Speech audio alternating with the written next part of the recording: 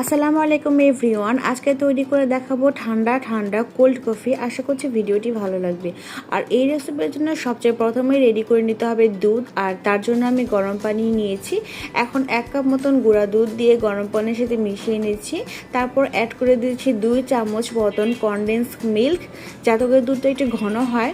চেষ্টা করবেন দুধটা ঘন করে নেওয়ার জন্য, তাহলে কিন্তু এই কোল্ড কফিটা খেতে অনেক বেশি ভালো লাগবে।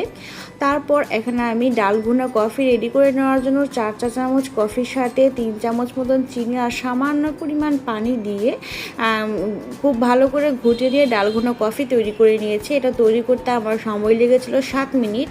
তারপর একটা গ্লাসে আমি বরফ কিউব দিয়েছি, মানে আইস কিউব দিয়েছি। এখন আমি ডাল ভুনা কফিটা দিয়ে তারপর এখন ঘন দুধটা দিয়ে দিচ্ছি।